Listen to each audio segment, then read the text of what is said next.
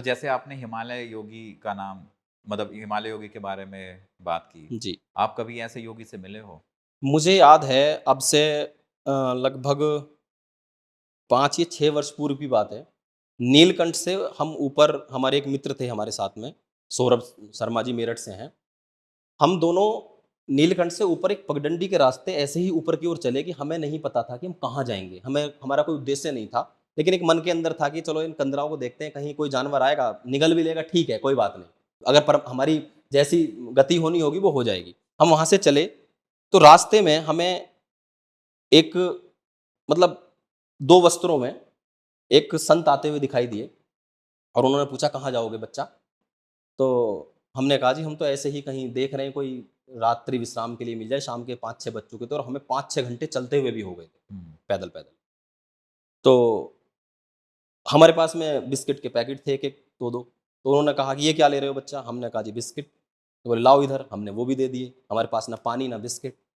अच्छा, खुला था, थोड़ा एरिया खुला था। वहाँ हम देखते हैं कि वो व्यक्ति, वो योगी, मैं तो उनको योगी ही कहूँगा और कोई संत कहूँगा, मैं कहता हूँ कि वो एक ऐसी आत्मा आई होगी जिसने हमारे जीवन की रक्षा की होगी। वहाँ से हम थोड़ा आगे बढ़े तो उन्होंने बस इतना बोला कि आप ऐसे चले जाओ और आगे एक गाँव मिलेगा। हम आगे गए तो मुश्किल से 500 मीटर, 400 मीटर हम चले, हम वहाँ पे एक छोटा-सा गाँव मिला। परंतु जैसे ही उनको हमने बिस्किट दिए, उसके बाद विदिन 30 सेकंड हम आपस में हमने कहा, "ये स्वामी जी, ये संत कहाँ है? हमें नहीं पता कहाँ।" हमने ना उनको, क्योंकि वहाँ कुछ एरिया खुला था, हमें ये नहीं पता कि वो किसी पगडंडी से निकल गए, कहाँ गए या वो अंतर्ध्यान हो गए या योगी ऐसे, क्योंकि योग में तो अणिमा, लघिमा, महिमा ऐसी सिद्धियाँ हैं कि आप आकार बढ़ा सकते हो, छोटा भी कर सकते हो, हवा में भी उड़ सकते हो। जैसे हनुमान जी के पास हुँ। शक्तियाँ थीं, योग में तो बहुत शक्तियाँ हैं, उनको सिद्ध करने के लिए बहुत तपस्या भी करनी पड़ती है। अब उनको क्या हुआ, क्या नहीं हुआ, कहाँ गए, हमें नहीं पता। लेकिन मुझे ऐसा लगा कि कोई बहुत उच्च कोटि के योगी थे। क्या ये हिमालय योगी का चमत्कार है? ये हिमालय योगी का ही चमत्कार है, क्योंकि हम वहाँ से आगे पहुँचे, वहाँ हमें गाँव में खाना भी मिला, रात्रि में सोने के लिए बिस्तर भी मिला और उन्होंने जिस गाँव में हम पहुँचे वहाँ 4-6 ही घर थे पहाड़ी और उन्होंने ये कहा कि, "आप इस समय आए हो? आपको कोई जानवर नहीं मिला?" मैं कहा, "नहीं जी।" उन्होंने कहा कि, "यहाँ तो जो तेंदुए लेपर्ड होता है, तेंदुआ तेंदुए होता होते है और हैं। हाथी होता है, आम बात है और यहाँ तो आए दिन सूचनाएँ मिलती हैं कि ये हो गया है, वो हो गया।" मैंने कहा, "हमें तो नहीं मिला।" कहने लगे, "बड़े।" उनसे हमारे पारिवारिक संत हुए, उन्हें फिर हमें देख के ऐसा लगा कि ये भी कोई उच्च कोटि की आत्माएँ हैं कि ऐसे समय में इस स्थिति में यहाँ से आ गए और इनके साथ भी कुछ नहीं हुआ। फिर हम लगातार वहाँ जाते हैं, पर अब हमें वहाँ जाने का कुछ और मार्ग ऐसा मिला कि हमारी गाड़ी चली जाती है वहाँ तक और मुश्किल से 1 किलोमीटर हम पैदल जाते हैं। पहले हम कम से कम 25-30 किलोमीटर जंगल की झाड़ियों से गुजरते हुए पैदल गए। तो ऐसे योगी हैं और ऐसे कुछ योगी, एक झिलमिल गुफा पड़ती है, वहाँ पर भी कुछ योगी निवास करते हैं। एक गणेश गुफा है ऋषिकेश से ऊपर, वहाँ भी कुछ योगी निवास करते हैं। और अगर आप हिमालय की ओर जाओगे, वहाँ मैं नहीं गया हूँ, गोमुख और गंगोत्री की तरफ हमारे मित्र जाते हैं, तो वो उनके बारे में कहते हैं कि वहाँ ऐसी-ऐसी दिव्य आत्मा है, उनके साथ आप खड़े होगे तो आप देखो, आप किसी सेलिब्रिटी से मिलो, मोदी जी से मिलो, तो आपके अंदर एक ऐसी एनर्जी आएगी, आपके जो रोंगटे हैं, ये जो आपका रुआँ है खड़ा हो जाएगा, बाल खड़े हो जाएँगे। लेकिन आपके मन के अंदर ये भाव रहेगा, ये नरेंद्र मोदी है। हुँ। मन के अंदर ये पहले से ही रहेगा एक्साइटमेंट कि ये नरेंद्र मोदी है, ये स्वामी रामदेव है, इनसे मिलने के बाद अरे! तो वो एक्साइटमेंट में खड़े हो सकते हैं। वो जो हिमालय में योगी हैं, वो खुद बोलते थे एक हमारे मित्र कि जब उनके पास जाता हूँ, मेरे रुएँ खड़े हो जाते हैं, वो तो नरेंद्र मोदी नहीं है, रामदेव नहीं है, भई वो तो हुँ, सेलिब्रिटी नहीं है। हुँ।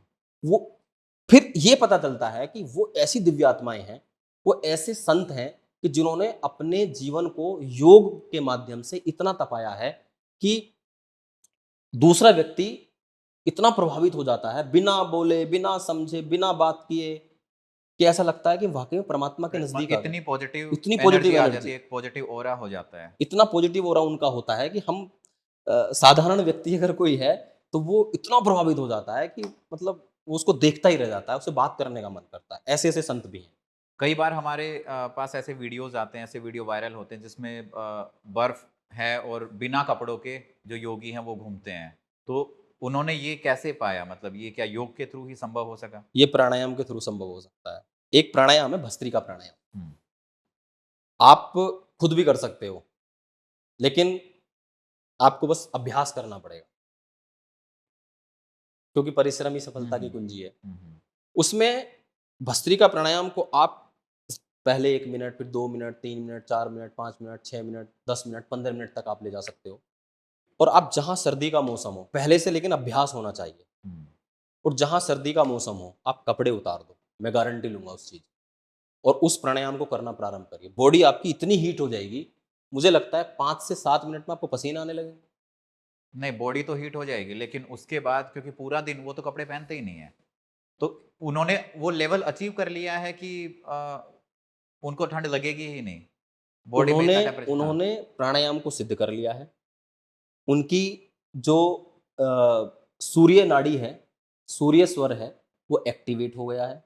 वो उनका इतना प्रभावित हो गया है, इतना प्रबल हो गया है कि उनको सर्दी तो नहीं लगेगी कम से कम। हम्म, एक तरीके से आप उनको हठयोगी भी कह सकते हो, क्योंकि आप कुछ ऐसे लोगों को भी तो जानते हैं ना जो आग के ऊपर चल लेते हैं, बिल्कुल ऐसे लोगों को भी तो जानते हैं। वो तो योगी भी नहीं है, वो उन्होंने उस अभ्यास करके कर लिया है। दूसरा इसमें एक बड़ी चीज़ मैं ये मानता हूँ, ब्रह्मचर्य में बहुत बड़ी शक्ति होती है। जो व्यक्ति ब्रह्मचारी है, अखंड ब्रह्मचारी है खासकर, और नियमित रूप से योग अभ्यास करता है, प्राणायाम करता है, तो उसको सर्दी तो नहीं सता सकती।